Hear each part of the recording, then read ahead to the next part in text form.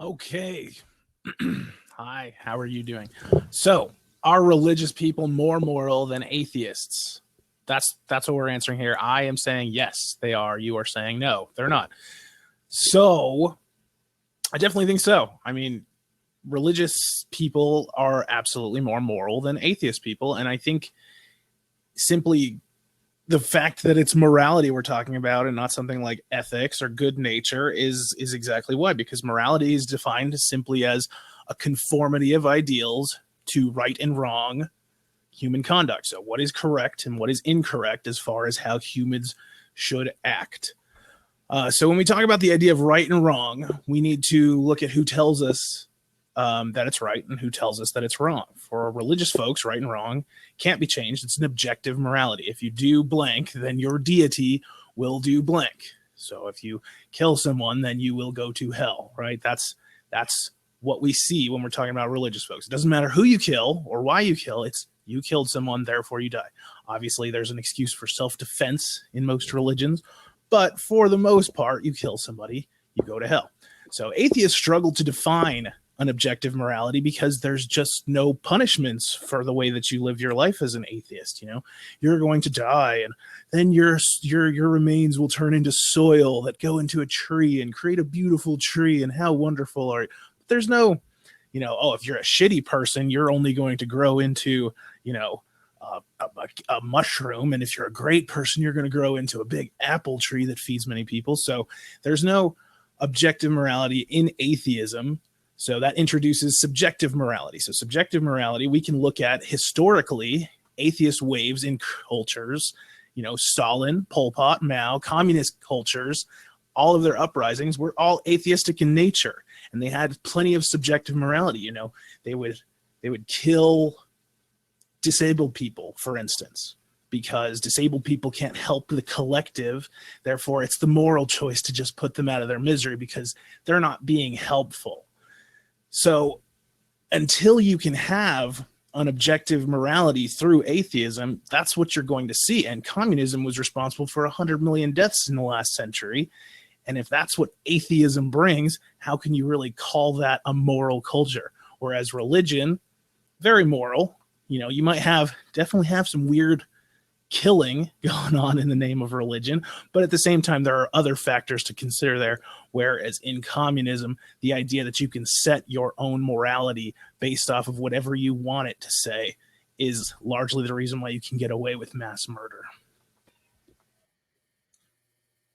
Okay, so first off, let's get communism out of the way. Communism is a political stance and not a religious stance, so we can just get that one out of the way. Also, if we're going to talk about Pol Pot and Stalin just as examples, Stalin was raised a Catholic and actually went to seminary school, and he only in the end decided that he was an atheist after the war was going on and things just kind of fell apart for him. Pol Pot, actually a Buddhist, so he wasn't an atheist. Everybody likes to think that he was an atheist because of how horrible he was to everyone. He was actually a Buddhist, practicing Buddhist up until his death. So what we have to look at is atheists actually believe in the lack of a god or gods, not that they believe in reincarnation or becoming a mushroom, like you said. That's actually Wiccan, which is a religion. So we can't use that. So we have to go back to morality, right? What is morality? Morality is defined, as you said, what people believe they need to follow. Well, we can't really qualify that or quantify it or equate it to anything because it is what the person believes. Every religion has a different set of morality. So Muslims in some countries believe that it's okay to mutilate females' genitalia. No one else feels that way. Some people do. So we have to break it down into what we can actually compare. What can we qualify? So we have to look at the modern standard, which is laws. Laws tend to force religious people from their religious morals into a federal or an international guideline. So the only way that we can actually qualify something is to look at modern law.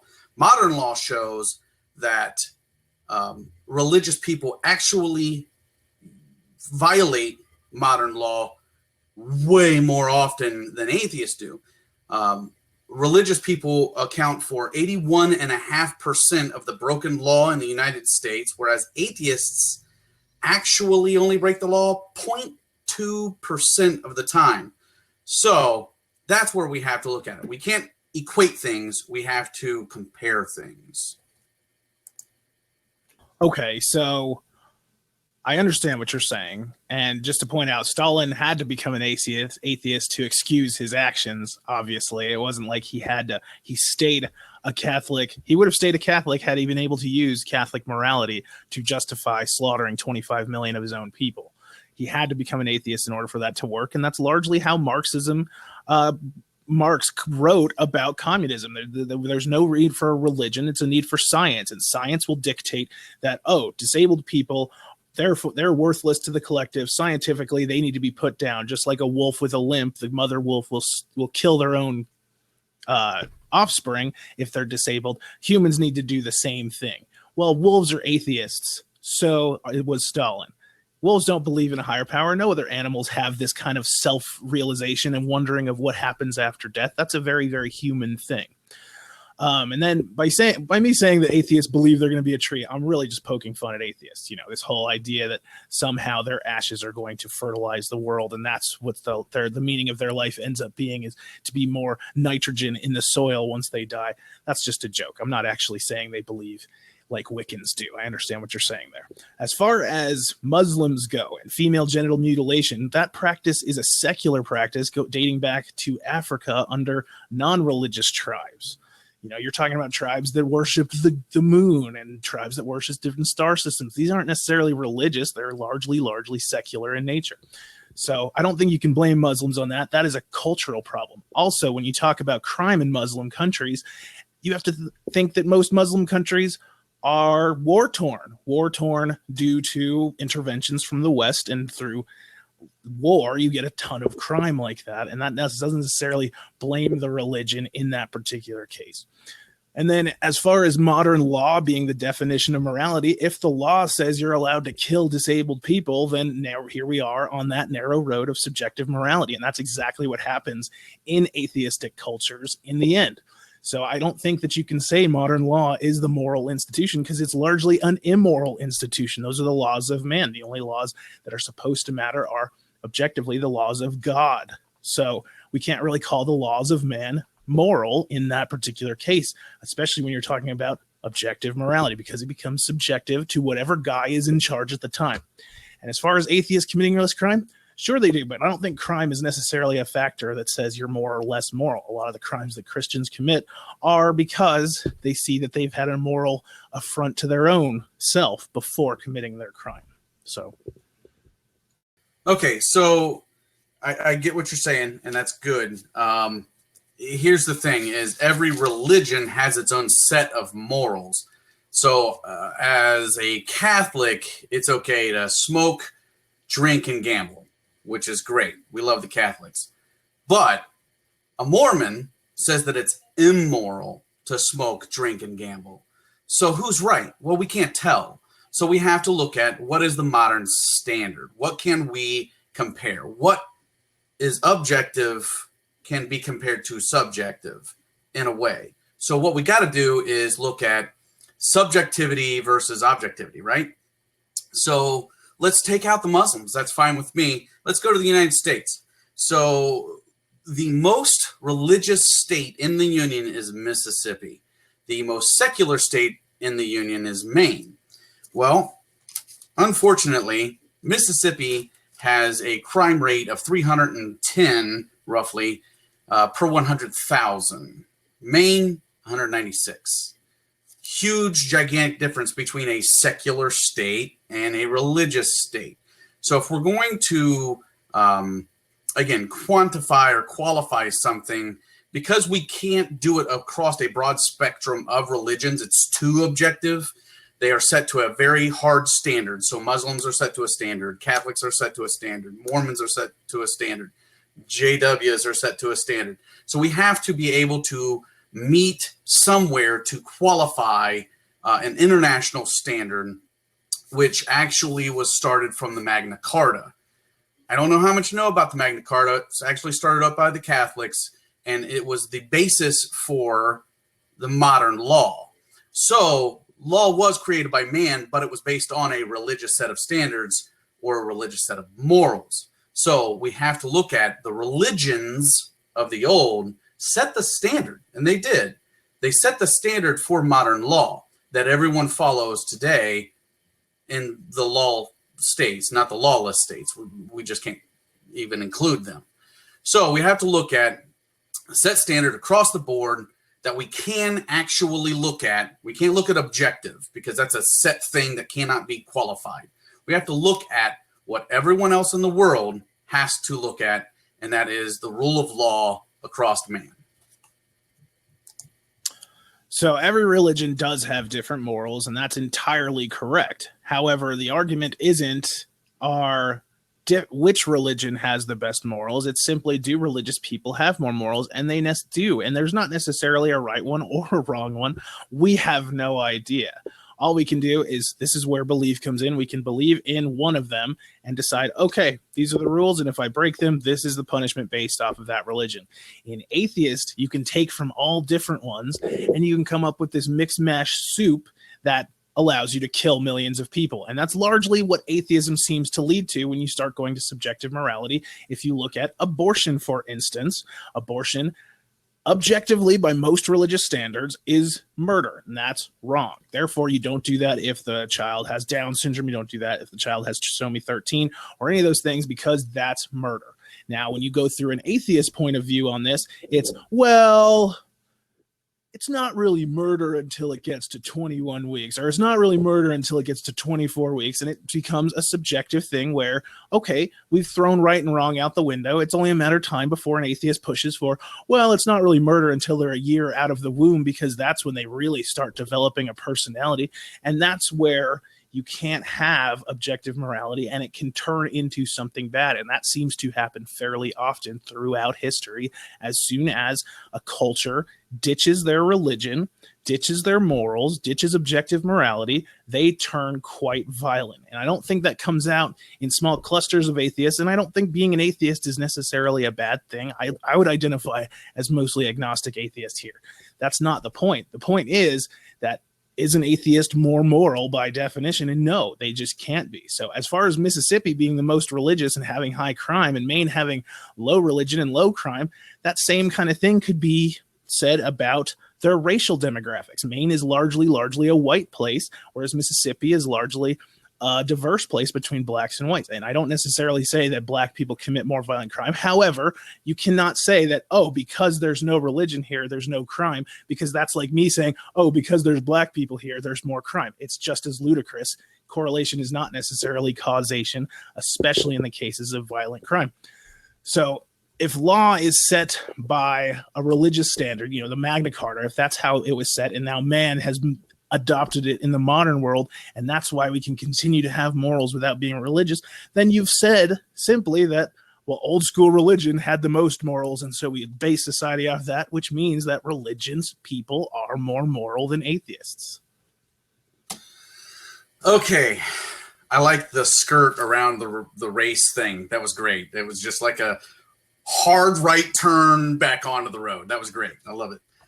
So if a religious person believes in mass genocide, but an atheist person believes in peace, because an atheist person can believe in peace and a religious person can believe in mass genocide, who's right? So who has the more morals in that situation, right? It's subjective again. So unfortunately, we can't qualify or quantify a subjective term, right? We have to qualify or quantify an objective term. That's the only possible route here.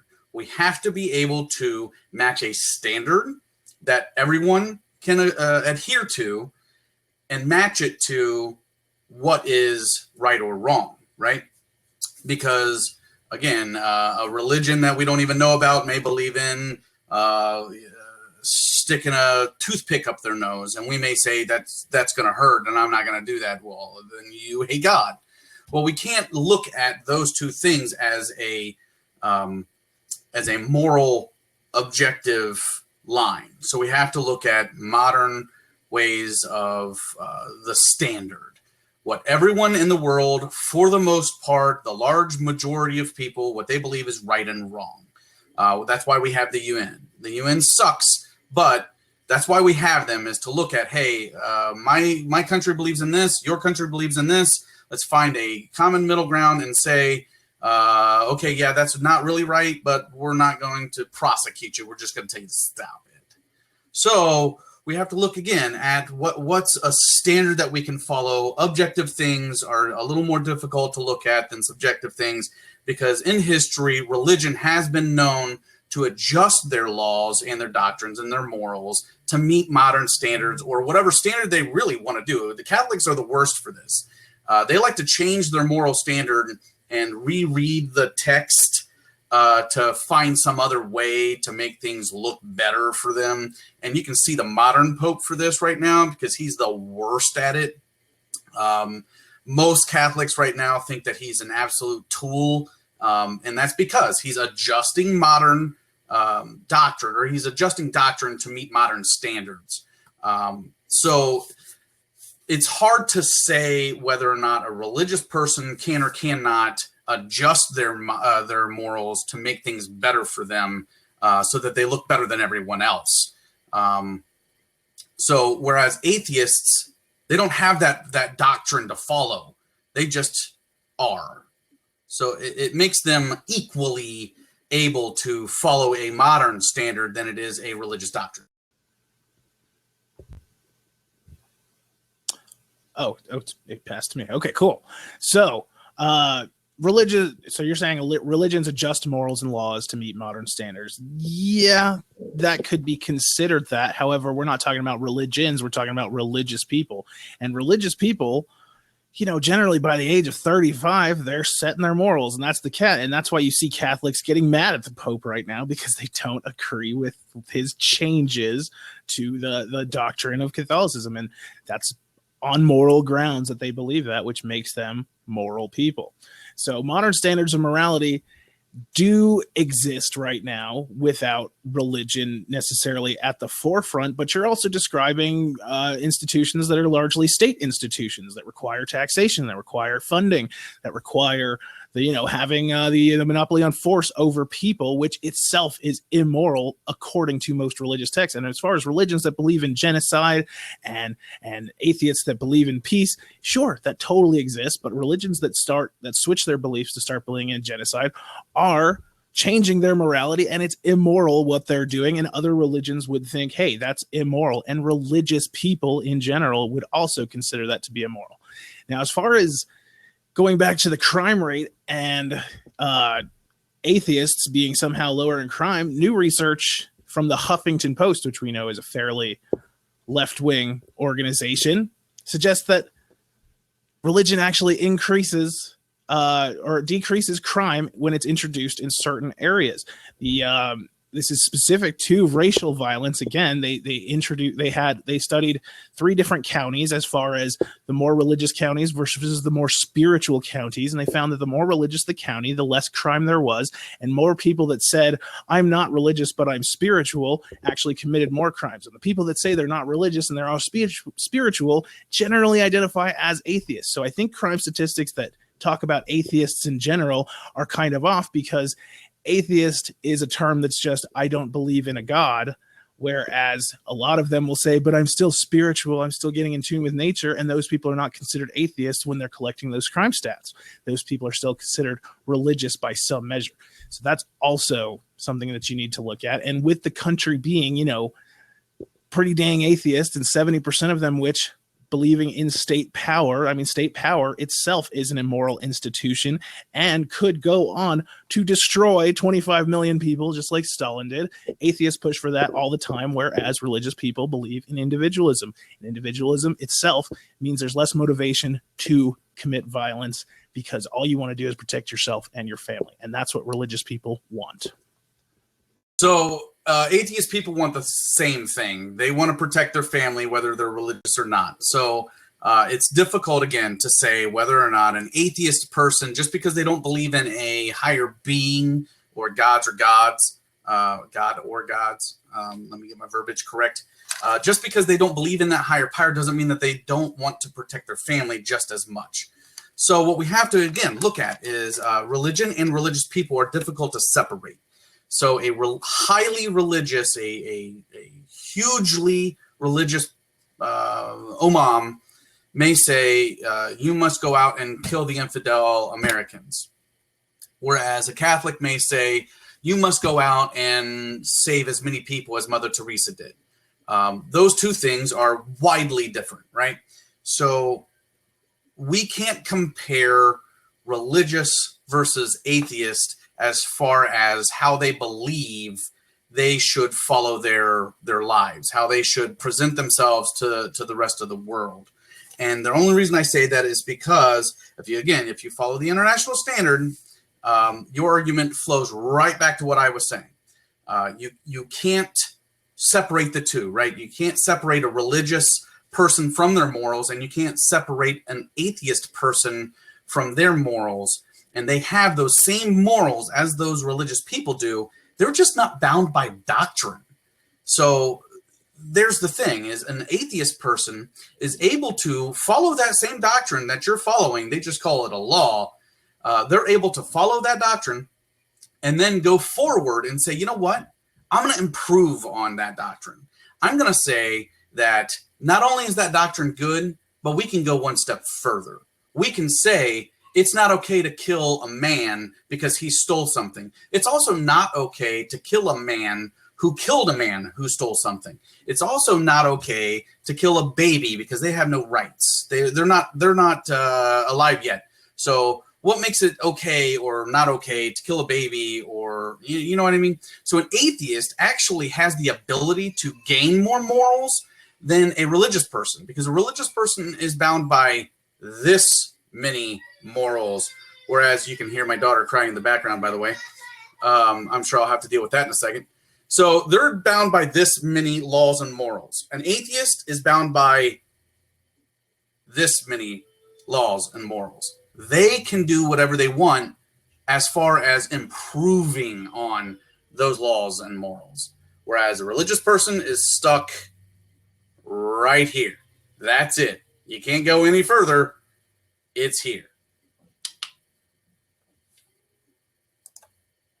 Largely prove that that's a bad thing, that morals don't grow under religious people. I don't think that's a bad thing. In fact, I think it's the addition of these morals constantly that puts people in these horrible situations. And it's not that they're not bound by doctrine, therefore they're better. They're not bound by the consequences that they believe will come after the They're not bound by. They don't have this fear that, oh, if I'm a bad person in life, I'm going to hell. That's largely what objective morality is based off of. In Proverbs, it says wisdom starts with the fear of God. You cannot really gain a grounding in the world until you're afraid of being punished for how you lived your life in the here and now. So atheists do definitely want to protect their family. You're not wrong about that. But according to Pew Research, 70% of them advocate for more state power. I would call that replacing God with a state. And the state has been the most violent, immoral institution in history. States of this 20th century killed more than 250 million people. So how can you call some group that advocates for more power to the state as somehow being more moral? It's because they're creating new morals. They're like, well, we need to go to war here because, this ideology is too scary. We need to go to war here because Muslims are too scary. We need to go to war here because this dictator killed his people. And they're constantly saying, we need to be the powerhouse and the good people of the world. And it's largely a state institution, not a religious institution. And as soon as you give a monopoly to the use of force on any institution, whether it be religious or secular, it seems to turn violent. And that in itself is immoral. When you talk about a separation of church and state, we largely do have that in this country, yet we still manage to kill millions and millions of people through war. So I don't think that just because atheists have a ton of more morals, and they think about morals more often because, you know, they can change their mind on things and they don't have to be set in their ways, is a good thing, because we largely still would abide by all 10 of the 10 commandments today, because they're all good ideas. You know, don't kill people, don't steal stuff, don't sleep with your neighbor's wife. These are all still very common today that we would follow. Did we really need to add on more rules like, oh, and make sure you wear your seatbelt when you go driving? That wasn't really necessary, was it? Was that a moral decision? No, but atheists will tell you that that's a moral decision because they're trying to make decisions for other people because they don't trust that other people will be able to live a correct way. And that in itself is immoral. And that is why atheists cannot be more moral than non-atheists. So look, death sucks either way, right? So an atheist person isn't going to want to die any more or less than a religious person. They may or may not know what's going to happen afterwards, whereas a religious person has a very strong belief in what's going to happen afterwards. So, you know, the whole death thing doesn't really buy for me because, again, a religious person may have an idea of what's going to happen to them afterwards. An atheist person has no clue. They have no idea. So actually, it's a little scarier for an atheist person, in my opinion, as far as death is concerned. So you would think that a deeply religious person would be like, oh, shit, I'm not doing that because I'm going to go to hell. Whereas an atheist person would be like, oh, shit, I'm not doing that because I have no friggin' idea what's going to happen to me after this happens. And it could be bad or it could be nothing. So, you know, the whole death thing doesn't really buy for me.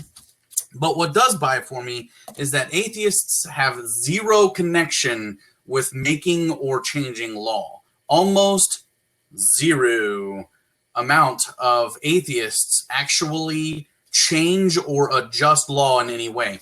Almost all lobbyists and government officials that have anything to do with changing or adjusting law are deeply religious people. So if a law were to be changed in a good or a bad way, it's a religious person more likely than not that is changing or adjusting that law. So as far as atheists having anything to do with law goes, as far as the modern standard of law, they actually have little in the way of adjusting that law. They're bound by it no matter what. They're bound by it and they can't really change it.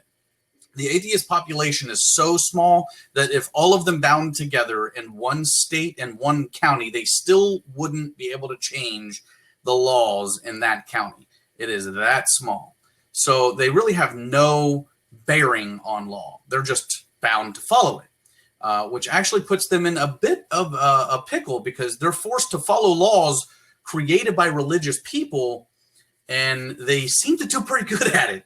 So if they're doing pretty good at it and they have no dog in the fight, it seems to me that they're at least equal to or actually better than the religious side because they're forced to follow the laws made by man who are religious people, and they're doing pretty good. To say that atheists have no effect on the law is insane. I mean, they're 23% of the American population identifies as atheists as of 2014. You can't say that they can't change political structures and name a single political standoff that was won from the religious side in the last 100 years. You know, you think about abortion, you think about things like women's rights, or you think about things like affirmative action. These are all things that religious people would have been against. However, they lost those standoffs. Atheists change laws all the time. Atheists are the law. The law is supposed to be very agnostic of religion for a reason. However, what you see right now is atheists win every single standoff since, you know, 1905, Teddy Roosevelt, maybe. So largely atheists do control most political processes, and that's a bad thing. That's immoral. So Teddy wasn't an atheist, and in Teddy's time, religion was at an all-time high. It was actually really, really high, and that was because of the Great Depression. People were turning to God because they had nowhere else to go. So as far as the Teddy time, I really don't care too much about that. We don't even really need to go there because, again, the moral standard is forced upon every man, every child, every woman, everybody. So So they're forced to deal with it, whether they're religious or not. It doesn't really matter. So the moral standards put forth by man, which were forced upon us by the religious doctrine of the old, we've been just improving upon it. All through time, we've been improving upon it. And really, again, the atheists have had a really hard way to go following a doctrine that they don't really believe in, and they're doing really, really good.